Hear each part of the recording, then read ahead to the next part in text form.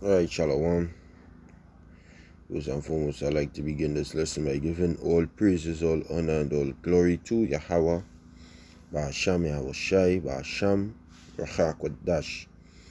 Double honors to the apostles and elders of Great Millstone that rule well. Excuse. Peace, blessing, and salutation goes to the elect.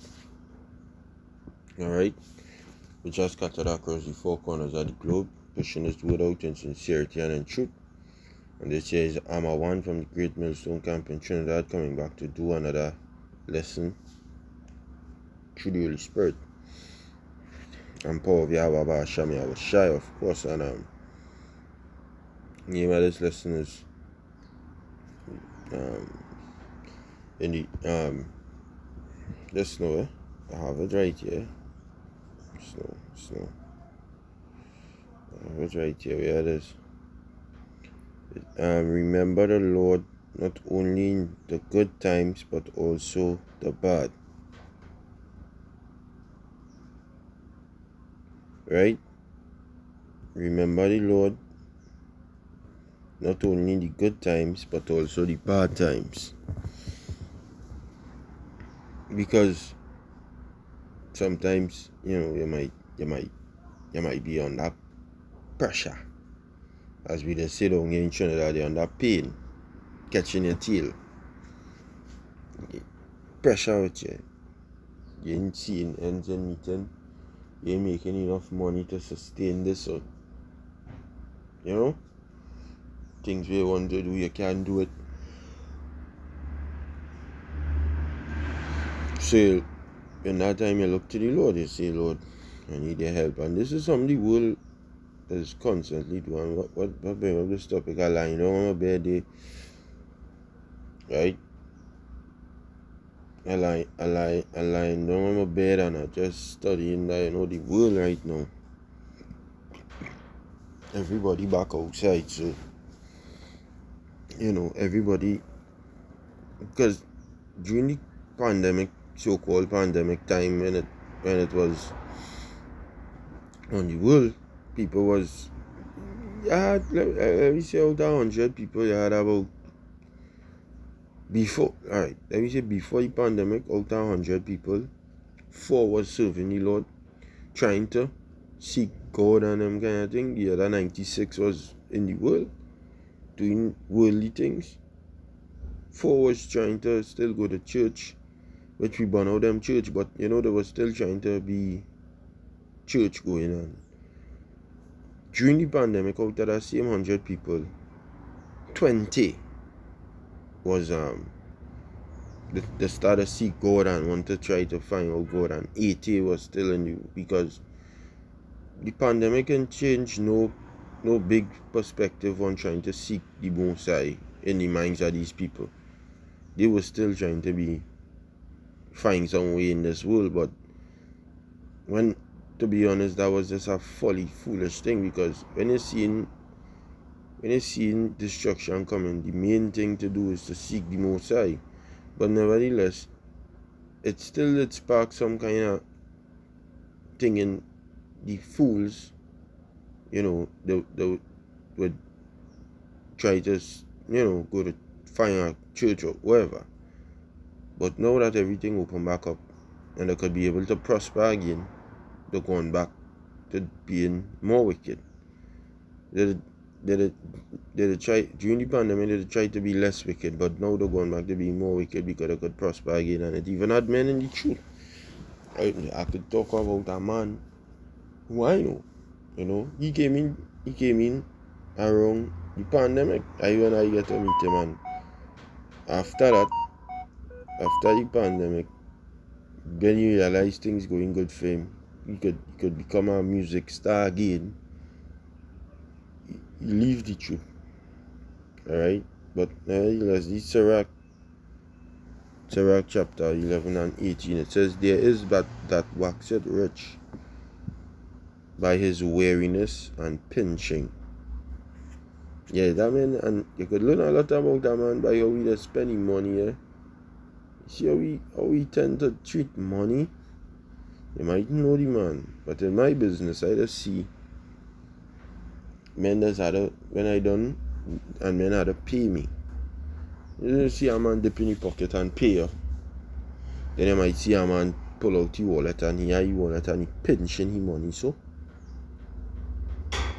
Pinching his money to pay. Because he mind is say, I go and spend this money, and he was now provided a service. See, men love money. That's the ultimate God of this world. You know? The ultimate God of this world is money. You know? The so-called white man know that. You feel he so care about Jesus? You feel he fucking care about Jesus? Come on. You feel he care about white supremacy and all them kind of thing on a certain level where money is concerned? White supremacy, let me say you richer than them, right? Let me say you richer than them. White supremacy gone out the window. If you're a Jake or Chinese, they don't like gooks, they don't like Chinese either, right? The Edomites.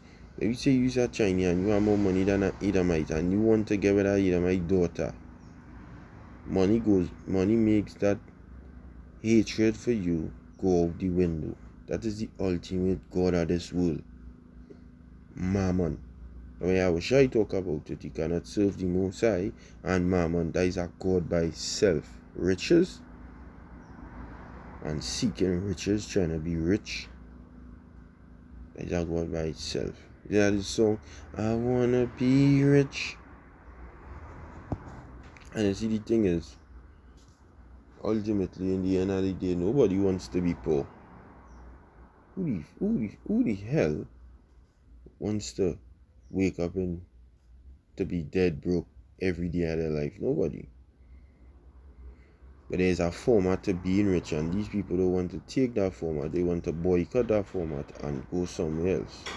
Nevertheless, if we get back to the topic, it says there is that waxeth rich by weariness and pension, and this is the portion of his reward. Whereas he saith, I have found rest, and now will eat continually of my goods, and yet he knoweth not what time shall come upon him, and that he must leave those things to others and die. See? You want to leave everything to others and die. And this is going on for 5,000 plus years now, and men still, up to this day, you know, can't see that, hey, it had to be something better to do than this. Anyways, it says, be steadfast in thy covenant, and be conversant with Aaron, and wax old in thy work. Verse 21. And you had to wax old in this. It says, marvel not at the wax until the Lord come. It says, marvel not at the works of sinners, but trust in the Lord, and abide in thy labor, for it is an easy thing in the sight of the Lord on a sudden to make a poor man rich. Right? The Lord should do that in a blink of an eye, bro. You poor, the Lord could make you rich in 2 twos. Or he can make you poor in 2 twos if you're rich. It works both sides, so you have to fear. Verse 22 says, the blessing of the Lord is in the reward of the godly, and suddenly he maketh his blessing flourish. Say not, what profit is there of my service, and what good things shall I have hereafter? Again, say not, I have enough, and possess many things, and what evil shall I have hereafter? In the day of prosperity there is a forgetfulness of affliction, and in the day of affliction there is no more remembrance of prosperity. See? I read it over and expound on it, because this is what the lesson is based on. It says, in the day of prosperity there is a forgetfulness of affliction, because you will be afflicted. That is why don't forget the Lord when things going good for you, ever. See, when things going good for you in life, you might be up, pay tithes. Give your 10%. Give your 10. You understand? Finances playing you. Money playing you. Give your 10. Give your 10. It's nothing hard. 10 is nothing hard. Even if you can't make 10, let me say you can't make 10. Let me say you have something to do, right? Let me say you have money to spend here or spend there. Because we in Babylon. Give. Just like the woman in Luke the 12th chapter. She gave all that she had. That is all you have. You give all you have. Because things pressing you and the money play and things press you. Give, boy. Don't just prosper and forget the Lord. You're mad. That is not a good thing. You're prospering and you want to forget all your affliction. Remember who was there with you in the time of your affliction? Yahweh. He was right there with you when you was being afflicted. He was there with you. He went through the affliction with you and brought you through the affliction. Give him. That's just one aspect. Pray. Don't just start a ball out and party and ball. Now I say prayers. Do the work more. You understand? Give glory unto the Lord more. Be brotherly more. Because the Most High could bring you back to that afflicted state in a blink. And that speaks of being fearful of the Heavenly Father and His only begotten Son. Because if you're fearful of the Lord, you would do these things. Alright? It says in the day of prosperity there is a forgetfulness of affliction, and that is what's going on right now with these people and them outside here. The prospering. During the so-called pandemic, they won't. So, as I say, in a ratio, before the pandemic in the world, 4 out of 100 might have been steady churchgoers. During the pandemic, it maybe increased about 20 out of 100 because they saw, people might die. So, try and be on the safe side. Not fully, but, trying to be hypocrite still with it. But you still see to try to make an effort now. Right? As the pandemic eased, it gone back to the ratio which was before. Because why? Nothing happened. What? Right. Let me go back to doing what we was doing. And resume back to regular scheduled program. Right?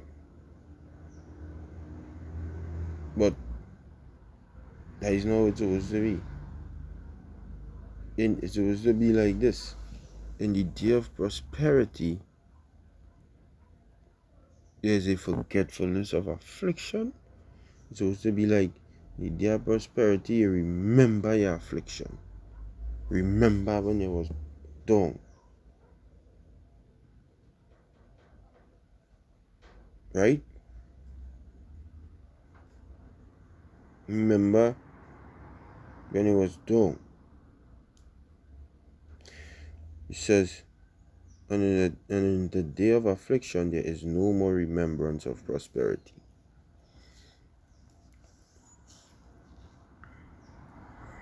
And that is facts. Because you're very focused on that is like Job. Verse 26 says, for it is an easy thing unto the Lord in the day of death to reward a man according to his ways. It says, the affliction of an hour maketh a man forget pleasure, and in his end his deed shall be discovered. Don't forget the Heavenly Father and His only begotten Son when things up.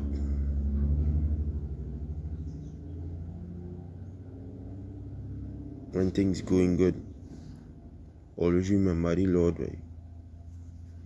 That's your first thought. Yahweh Ba'asham Yahweh Shai. It's your first thought on the morning, your last thought in the night. The majority of your thoughts during the day. Yahweh Ba'asham Yahweh Shai. That is all we have in this world. Alright? There's nothing else in this world. This world is not ours. So I'm going to that precept here. This book of Ecclesiastes chapter 7 and verse 1. And it says,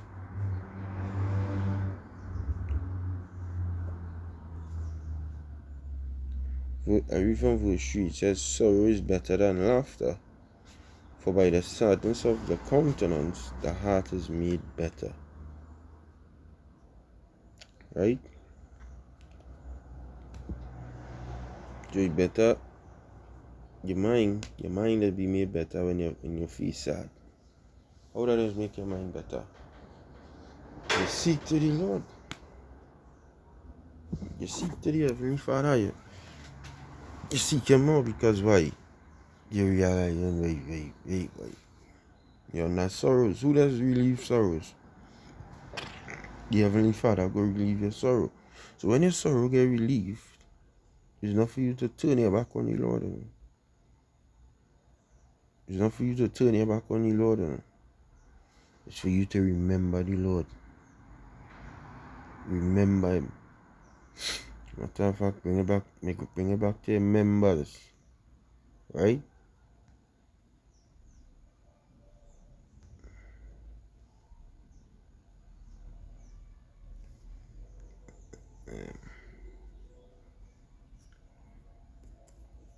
The men and them who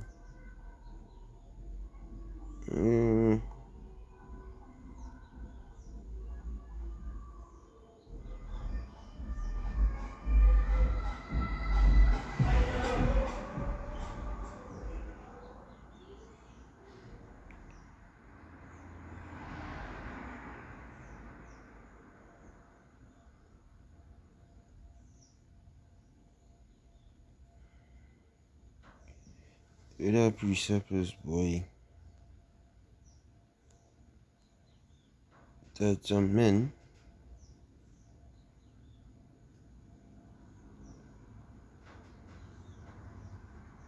we are shy when he was he done perform the miracle on them.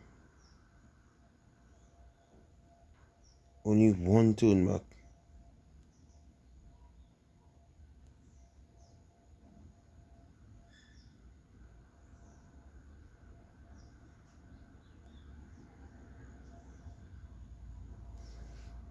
Only one turn back. Let me see if I get that precept.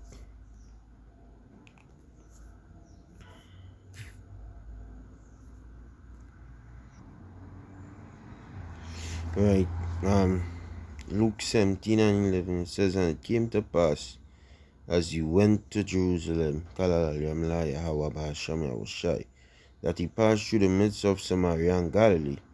And as he entered into a certain village, there met him 10 men that were lepers, which stood afar off, and they lifted up their voices, and said, Yahweh, Master, have mercy on us. And when he saw them, he said unto them, go show yourselves unto the priests. And it came to pass that as they went, they were cleansed. As they were going, the Lord started cleaning them.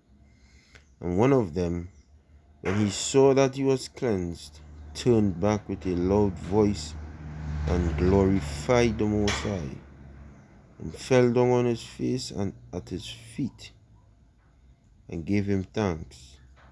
And he was a Samaritan. Joseph Israelite. And Yahushua answering said, were there not 10 cleansed? But where are the 9? They are not found that returned to give glory to the Most High, save the stranger. And he said unto him, arise, go thy way, thy faith hath made thee whole. See that? But the moral of the story is the ones on them who got healed, they forgot, they didn't even take on that. They asked for it. It's like they prospered. They was in their prosperity. And what they do in their prosperity? They deny the Lord. Yeah, they get through so freaky, yeah. Only one man turned back. You had to be like that one man. You had to be like that one man. Remember the Heavenly Father when you're in your down times, in your up times. Remember Yahweh Ba'Shem Yahushai always. In your up times, in your down times, remember Yahweh Ba'Shem Yahushai. Right? Close it off. The point is made, so. Oh gosh.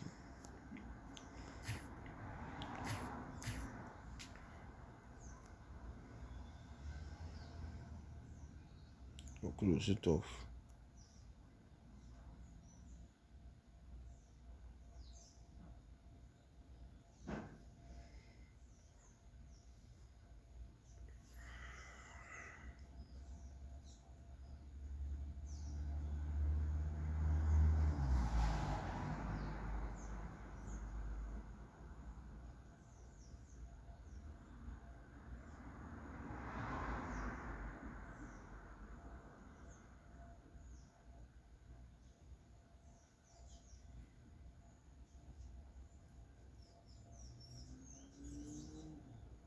Yeah, these are the precept I'm looking for. Sirach 18:25. I read from 23. It says, before thou prayest, prepare thyself and be not as one that tempted the Lord. Meaning, try and practice that. Paid. You wake up in the morning and say, I pray, thank the Lord thing. But pray. By bed, I brush my teeth. And I prepare yourself physically. And mentally, you have to prepare yourself. Don't go with ones that have sins on and pray before the Lord. Never. It says, verse 24, think upon the wrath that shall be at the end, and the time of vengeance, when he shall turn away his face. And verse 25 says, when thou hast enough, remember the time of hunger. When thou art rich, think upon poverty and need. From the morning until the evening, the time is changed, and all things are soon done before Yahweh Ba'Shem Yahushai.